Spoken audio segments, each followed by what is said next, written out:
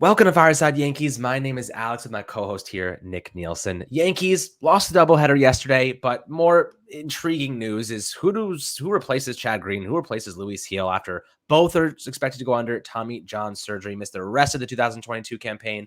Super unfortunate, but the Yankees do have some depth pieces we want to discuss. And right off the bat, JP Sears, who we thought would be a bullpen guy, is now projected to start on Wednesday, according to Aaron Boone. Big surprise there. That's probably why they had David McKay come in as a relief option yesterday, because they wanted to keep JP Sears fresh and ready to go. We'll talk about these guys, what their numbers look like right now, what they can offer the Yankees at the top level. Before we do, my friend Nick, how you doing today? I'm doing pretty well. I mean, again, definitely wish yesterday's doubleheader went better. I mean, that was some of the more poverty level baseball I've seen the Yankees play in recent memory, especially because we had talked about so much in the past couple episodes how good this offense is, how there's no real gripes with it, and then they make us both eat our words and they go out there and score one run in 2 games.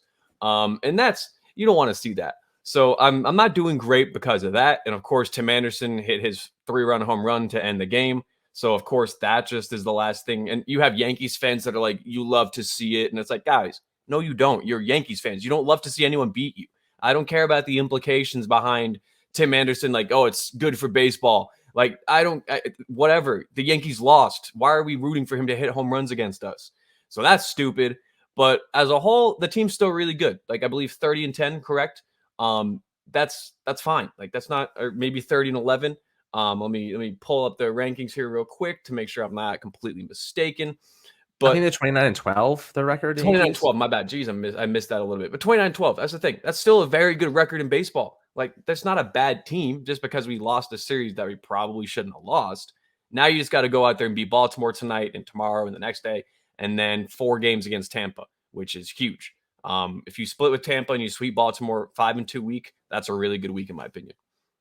Yeah, absolutely. But, having to supplement the loss of Luis Hill, obviously was their 6th starter. Now Chad Green, who, has lost his stuff a little bit. He was not being relied on in high leverage situations, but nonetheless was a key instrumental piece to this bullpen. Yes. How do you replace them? Let's talk about the bullpen first. How do you replace Chad Green? We were going to talk about JP Sears as a bullpen option, but we'll talk about him as a potential starting option now, I guess. Yeah, that's the thing. Like, now he may just be, but he may be like the 6th starter, Like that's the thing. Exactly he may be a long bullpen guy. And that's just that's because fine. of the doubleheader. Yeah, and just he's got such good stuff that it's like, exactly, if he's a starter, he can go 3 or 4, maybe even 5 innings. Because like in the minors, I believe AAA he's in right now. Before he got called up, he just had a phenomenal start. Where what was it, like 4 or 5 innings, 12 strikeouts? Like, he was insane in his last start. Unreal. So if you have that, you have the good stuff. And that's the thing. Like, all these guys we're going to talk about in this episode, if you look at their AAA and even AA stats from this season and last, they're very, very good. Like, there's not one of these guys. I think we're going to talk about 3 guys within the system. And we got to see one of them, my boy, Ron Marinaccio. We got to see him on game 1 after Aroldas shit the bed for the 74th time this season. We got to see Marinaccio come in, and I don't know what it is, but that dude's got ice in his veins. And he looked better than Aroldis Chapman. So it's like, that's pretty awesome. So I'm very comfortable with the options we have within. And that's why it's like, you shouldn't like immediately look to go out and overpay for a reliever, especially now that teams know the Yankees are probably looking for a reliever. It just wouldn't make sense to go out and overpay for someone. So for Marinaccio and for Sears, especially, those 2 guys I think are going to be on this roster until at least the deadline. And I don't think we're going to pull the trigger on any trades for a reliever until the deadline. Because as we talked about previously as well, Zach Britton's coming back. So we lose Green and Heel, but you have JP Sears that's performing really well. Marinaccio seems like he deserves a shot. And then you'll get Britton coming back. So the Yankees, I think, will be able to supplement and kind of create the value of those 2 players with 3 or 4 or 5 other guys, which is what you want to see. And that's how you know the Yankees farm system and their pitching, like prospects, especially that side of it, has really come a long way. Yeah, no, you're absolutely right. And look, this is going to be the first big adversity that the Yankees have to face right now. Mm-hmm. This is the first time all season we've seen them kind of go over have some hiccups, have some injury concern. Luckily, it's not to any like significant players. Aroldis Chapman does have an Achilles injury discomfort, like, but I don't know. Why did he stay out there, Alex? You can get. Can you enlighten me on this? Why would you say you're injured? Yeah, I know. Why would you say you're injured and say, "But I want the ball"? It's like, no, dude. I get that. That's awesome. Bigger question: why would Aaron Boone let him stay? That's in what I'm there? saying. Why would Aaron Boone let him stay in there in a high leverage situation? Stupid as hell. Makes no sense to me. Yeah, no, yeah, No sense. it's outrageous. I don't get it. Um, it's just it's one of those things where it's like the pedigree in the past has now led to him having a leash that's far longer than he deserves with the Aroldis Chapman, and there I think are maybe there's one other pitcher on the current bullpen that I feel like Boone has as much trust in as he does Chapman, and that's concerning because it's like Chapman's the guy you should have the least trust in right now. That's the guy you should not be throwing out there when it's a close game, when it's a dire game. And that's what's kind of happening with Chapman right now. We talked about it a lot in a couple episodes now, where his abilities and his career has led to Boone just being like, screw it, you're gonna figure it out. I know you will. You're Aroldis Chapman. But sadly, as we've seen in now five bullpen appearances in a row, and even some in April that were like, I don't know how you got out of that. He does not deserve to be trusted. So we lost Green and we lost Heel to injury, yes, but we have also lost Chapman to the shadow realm in terms of how he's performing. So it's like we now have to kind of supplement three relief pitchers, and I'm labeling Heel as a relief pitcher. He was a spot starter. Heel's not as huge of a loss for the major league roster, even though it is a detrimental blow to the depth, if that makes sense. Like he's not a big contributor, but he is a guy that was probably going to see 7, 8 starts this season, probably pitch 40, 50, something like that innings because the Yankees are going to want to save their arms when it matters later in the year. But losing Green is big because even though Green's like not as good as he was, 14 innings this year, he had a 3 ERA. And he didn't really like look like himself, you know. But the thing we love about Chad Green is that he would never pitch around players. He'd never nibble. He'd always just attack you. And that's the double-edged sword with him, was that he'd throw a lot of shit down the middle. And it's like, Chad, this is an elite hitter. We don't need to do that. But then it's also the positives where it's like he wouldn't pitch around the 7, 8, 9 hitters. And losing that is what I think is the most, like the biggest blow, because the Yankee bullpen has so far really struggled with the walks and their command and location. And Chad Green was not one of those guys. So losing that is huge. And I don't know if Marinaccio and Schmidt and JP Sears are going to be able to be as consistent and as reliable as Chad Green was. And Aroldis Chapman right now. So the Yankees, that's what's crazy. Like we realistically lost 2 arms, but we've also kind of lost 3 in the way that Aroldis Chapman's playing right now. So it's like we can't rely on him. And Britton's not even back yet. So we've now lost numerous big arms that we use at the back end of that bullpen. And we're going to have to rely on young guys from within the organization. I love Marinaccio. Like Cameron Grove's pitching bot for Marinaccio right now it's very nice to look at. 60 grade overall, 70 grade stuff, 40 grade command. And the command I think will come around. I don't really look at the command as an end all be all. His slider's got a 70 grade stuff, his changeup's got a 70 grade stuff, and his fastball's got a 65 grade stuff. So when you have that good of stuff, you deserve a shot in the bullpen. And he was given that shot in game 1 of the doubleheader against Chicago, and he did not blow it. He came out there, struck out 1, worked a full count, and then got a pop up. So it's like, okay, but you know, it looks so easy when he did it. Why couldn't Aroldis do it? Like that, the Yankees need reliability. They don't need big names. They don't need guys that are making a lot of money. They don't need to go out and trade for an Aaron Loop from the Angels or go try to see if what they can get for Raisel Iglesias or make an Edwin Diaz-esque trade like the Mets did a couple years ago. They don't need to do that. They just need to trust their guys in the system, see how JP looks as a starter. If he looks good, and he's not like a guy that they want in the rotation, slot him in the bullpen. You just got to give these guys chances. Like I know Florio made a bit of a bad play in the center field yesterday in the outfield, but he hit a lot of balls on the screws, and then he had that one bad strikeout. But like they at least gave him an opportunity. Granted, it was a doubleheader, but I want to see more of that with their younger guys that are now getting in their mid-20s. Like Sears and Marinaccio are not 2 young 22-year-old relievers that have elite stuff. These guys are both 26. These guys have both been in the system for a bit. It's time. And they've deserved and earned their shot. Like Rob Marinaccio in AAA last year and AA, so across both double and AAA last year, I'll put it like that. He had 66.1 innings pitched, and he had a 14.1 K over 9 and a 1.952 ERA. So it's like he's got the stuff, and you know he can pitch well, so give him a spot on the bullpen. I don't want to see Marinaccio sent down next week. And not because he pitched poorly, but just because they want to send him down.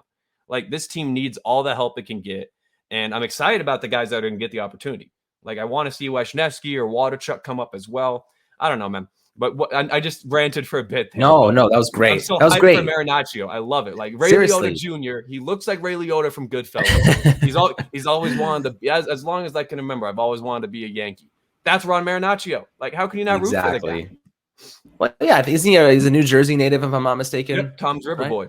Tom's River. Yeah. So look, these are the guys you want to give opportunities to because you know it means something to them. You know they're going to put it all on the field. I know Ron Marinaccio has had some struggles, but look, like you said, Florial kind of dropped that ball. He had a one bad strikeout, but let's not act like Aaron Hicks doesn't have 4 bad strikeouts a game and hasn't jogged just fly balls in the outfield. Like he's not we can blowing give anyone Florial, away.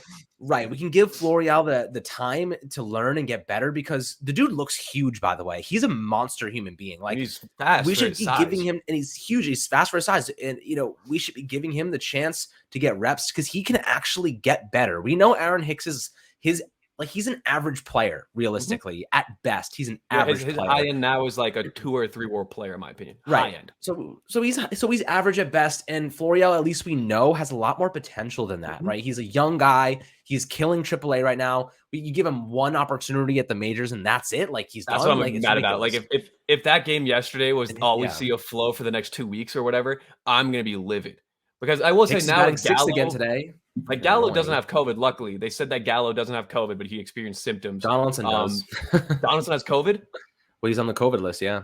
Oh my god. Yeah. Marwin Gonzalez. I didn't know that Donaldson has COVID. Well, damn. Well, that sucks. So, they recalled Andujar, so there's that. I can't imagine he'll be playing hot corner. He'll probably be DH, and DJ should be on the hot corner for sure. Maybe Andujar second center field Andujar. Yeah. Is this the moment that all the fans have been dreaming of? Center field Andujar, please. That's not what we wanted. But I don't want to test that. I want to see Hicks on the roster. I want to see Florial on the roster still. Like that's the end all here. Like especially now that Donaldson has COVID. Like, are you shitting me?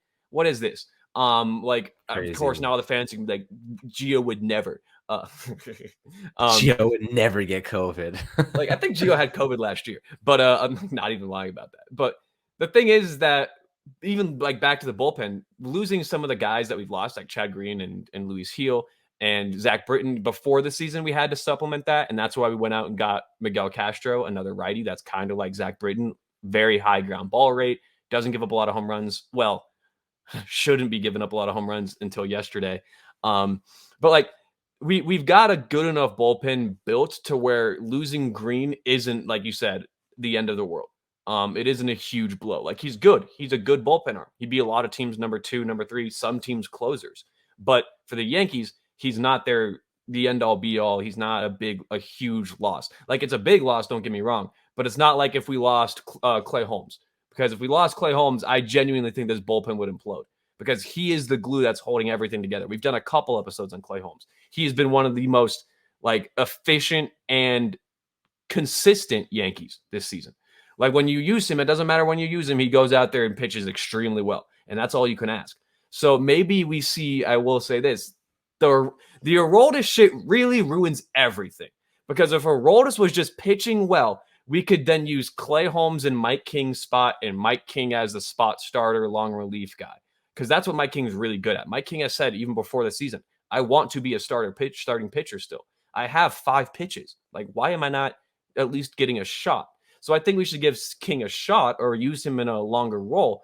But if he was to be kind of thrust into the rotation at some point, having a guy like Clay Holmes, and I don't know what to think about Jonathan Loaiza anymore because it's just, he got unfortunate batted ball like yesterday. Like all 3 of the hits off of him were under 85 miles an hour. And one of them was so soft that StatCast didn't even register it. So it's like, that's very unlucky. And then Miguel Castro just came in and said, hold my beer. So it's so hard because you look at the whole and you look at the stats and you look at the numbers, and the Yankees bullpen is still one of the best, second or third best in baseball and like everything.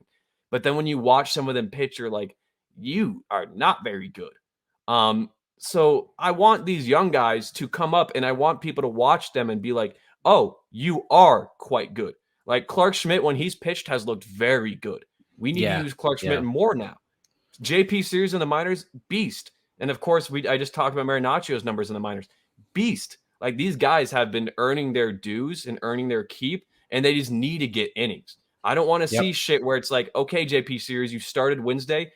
You're not going to see another game for 11 days. Like, that is not how we need to Mhm. manage this bullpen now. And we need to stop giving Chapman the big moments. Like, guys, it's not Yeah. working. Yeah, no, I agree. And look, I think you're right. I think it's time to give some of these youngsters some innings, some action, and ultimately at the end of the day, they have no choice now. So we're going to see them do exactly that. They got nothing And to I will lose. say Like, they have what's the nothing to lose. alternative And to look, not pitching these guys? Just right. bringing up some old guy. Like, I know this sounds crazy. Some people may be clamoring for Manny Benuelos to deserve a spot, but I'd 100% rather see JP Sears, Hayden Wesneski, Waldichuk, Marinaccio, these guys, Clark Schmidt, than I would rather see Manny Benuelos on this roster, because these guys have so much Right. more to offer, and they've shown that they've all got like 13K over nines in the minors. Like, every one of these guys is filthy. So I just want to see them get a shot. And that's what it looks like is going to happen because of these injuries. Mhm. It's not a Yep. good thing. Never good when big players like Chad Green get injured. But to see these other guys get a shot is going to be awesome. Yeah, no, it'll be great, and I'm really excited to see what they can do. And this is the adversity that we're facing right now. But guys, I'd love to hear your thoughts on some of these guys below. Let us know who you think is going to step up and make a big impact for the Yankees moving forward. A lot of options here. They can really dip into some of these depth guys, really lean on their farm system, lean on these AAA guys to really step up and help this team. Because at the end of the day, championship caliber teams have great depth and they have great farm system guys they can pull up and to fill those roles. Exactly. So now's the time to exercise that and see what it looks like. But as always, make sure to like and subscribe below on the YouTube channel and subscribe on Apple and Spotify. And we will catch you guys on the next Fireside Yankees episode.